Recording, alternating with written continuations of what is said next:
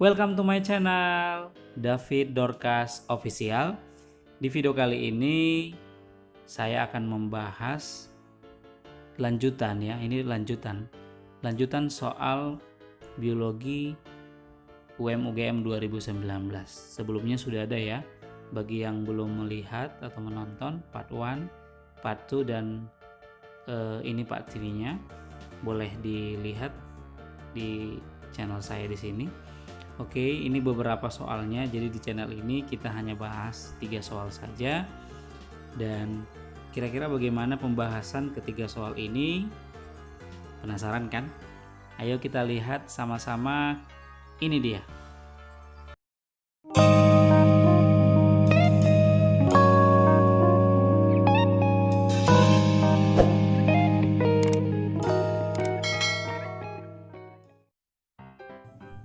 Oke, kita masuk ke soal nomor 8 ya.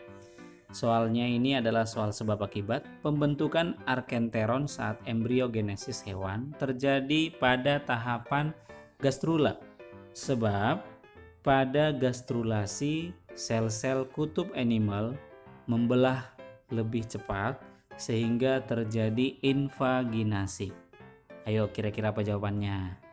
Oke, supaya bisa kita jawab dengan benar. Ini topiknya adalah tumbang ya, pertumbuhan perkembangan pada hewan di fase praembrionik. Oke, ini sudah ada gambarnya. Ini ada urutan tahap-tahapnya dari zigot sampai kepada organogenesis.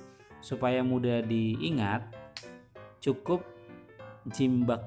Jimbago ya. Cukup ingat aja Jimbago. Jimbago itu apa? J itu zigot, M itu morula, B itu blastula, G itu gastrula, O organogenesis ya. Ya, tahap pertama itu zigot. Zigot itu hasil fertilisasi ya. Setelah zigot masuk ke morula. Morula itu di situ terjadi pembelahan sel atau istilahnya cleavage. Jadi zigot tadi sel-selnya membelah dari 1 menjadi 2, 4, 8, 16, 32 sampai 64. Hingga terbentuk seperti buah anggur atau murbei seperti gambar itu ya. Ada ya. Tapi di morula itu belum ada rongga. Di blastula baru ada rongga, namanya adalah rongga blastosol. Di sini pun sebenarnya sudah ada yang namanya kutub animal dan kutub vegetatif ya. Setelah itu masuk gastrulasi atau gastrula, baru organogenesis. Nah, pertanyaannya kan mengenai gastrula. Kita bahas ya, apa ciri-cirinya? Yang pertama terjadi invaginasi.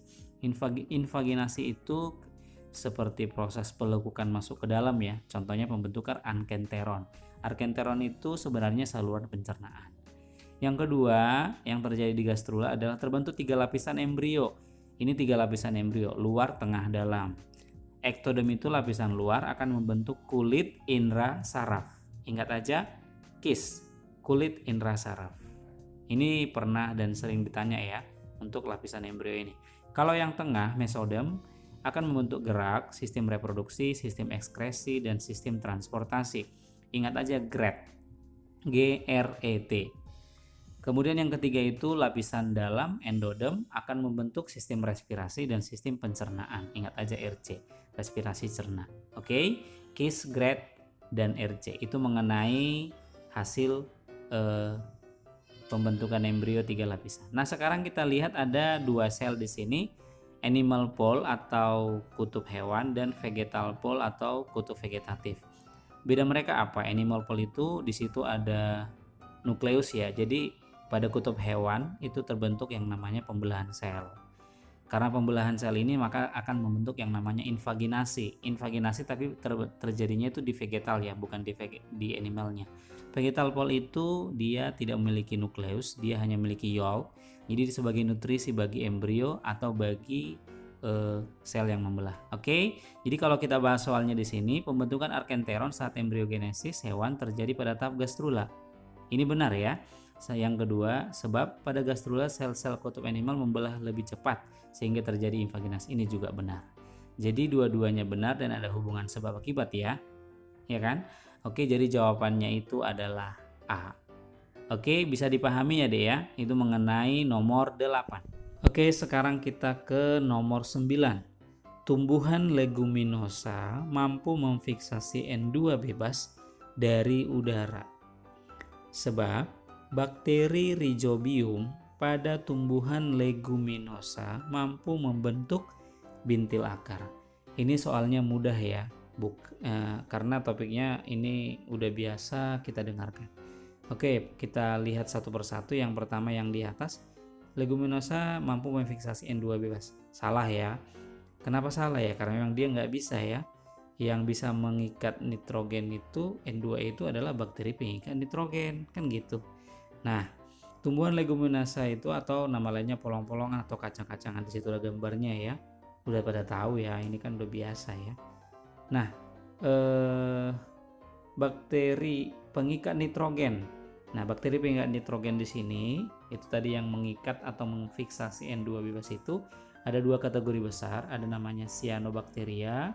Dia bersimbiosis dengan tumbuhan paku sama gimnos juga, contohnya Anabaena. Kemudian ada yang kelompok Proteobacteria, itulah yang soal ini ya. Contohnya bakteri Rhizobium ya. Dia bersimbiosis dengan polong-polongan membentuk bintil akar. Jadi bakteri itu yang bisa membentuk bintil akar. Makanya dikatakan bakteri bintil akar. Sebab bakteri Rhizobium pada tumbuhan leguminosa mampu membentuk bintil akar. Ya benar. Ya kan? Iya, gitu dia. Jadi intinya yang mengikat N2 itu bukan tumbuhan langsung, karena dia nggak bisa. N2 itu perlu untuk tumbuhan, cuman N2 itu harus diambil tumbuhan itu melalui yang namanya ion nitrat. Jadi N2 itu harus diproses dulu dengan bantuan yang namanya bakteri, salah satunya bakteri Rhizobium ya, bakteri Rhizobium salah satunya, sehingga bisa membentuk bintil akar. Salah benar berarti jawabannya D. Oke? Oke, kita masuk ke soal nomor 10. Orang yang mengkonsumsi lemak dalam porsi lebih banyak dibandingkan protein atau karbohidrat akan merasa kenyang lebih lama. Sebab pencernaan lemak berlangsung di dalam usus halus, sedangkan pencernaan protein dan karbohidrat berlangsung dalam lambung. Oke, langsung kita bahas satu persatu. Pertama yang bagian atas dulu ya. Apakah benar dengan mengkonsumsi lemak yang banyak, kita akan kenyang lebih lama? Salah ya, ini salah. Justru yang membuat kenyang lebih lama itu adalah berdasarkan hasil penelitian itu adalah protein. Oke, kita lihat nanti kenapa sih protein menjadi yang membuat kenyang lebih lama. Nah, sebelum kita lihat alasannya, kenyang dan lapar ya, dua istilah yang saling antagonis sebenarnya. Ini bisa kita rasakan, misalnya hari ini kayaknya aku kenyang nih, kayaknya lapar nih. Nah, itu sebenarnya ada pusat pengatur ya. Ada pusat pengatur untuk rasa lapar dan kenyang, itu namanya hipotalamus, tepatnya di bagian otak ya. Nah, sekarang kita lihat kenapa sih protein itu menjadi nutrisi yang bisa membuat kenyang lebih lama. Ini ada dua alasannya ya, berdasarkan penelitian di British Journal of Nutrition bahwa protein membutuhkan waktu lebih lama untuk dicerna dibandingkan karbohidrat. Protein, karbohidrat dan lemak memang sama-sama makromolekul ya, tapi dari hasil penelitian ternyata protein itu masih lebih makro dibandingkan yang dua lagi. Ini buktinya kan membutuhkan waktu lebih lama untuk, jadi enzimnya itu butuh waktu yang lebih lama, sehingga nutrisinya pun tersimpan lebih lama dalam tubuh, kira-kira gitu analoginya, sehingga bisa kenyang lebih lama. Yang berikutnya, menurut ahli gizi Erika Giovinazzo, bahwa penelitiannya seperti ini, sarapan protein itu bisa kenyang 3 jam, tapi sarapan karbo cuma 1 jam. Nah, ini sebagai bukti ya, bahwa proteinlah yang menjadi nutrisi yang membuat kita kenyang lebih lama. Jadi yang di atas salah. Yang kedua, di bawahnya, pencernaan lemak berlangsung di dalam usus halus, sedangkan pencernaan protein dan karbo di lambung. Nah, ini pernyataannya, hati-hati ya, ini pernyataannya mau menjelaskan perbedaan antara pencernaan lemak dengan pencernaan protein dan karbo. Ini pernyataannya salah. Kenapa salah? Coba kita cek di usus halus. Di usus halus itu ada enzim lemak, ada juga enzim protein, ada juga enzim karbo. Ada ya. Kalau di lambung itu yang ada itu enzim pepsin, protein ya. Kemudian ada lipase, lemak. Kalau enzim karbo tidak ada di lambung, jadi udah salah ya.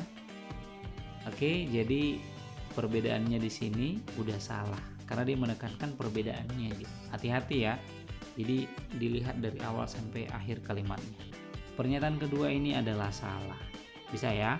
Sehingga salah-salah berarti jawabannya E. Oke, bisa dipahami ya? Pelan-pelan diikuti pasti bisa. Oke, demikian pembahasan soal biologi UM UGM 2019.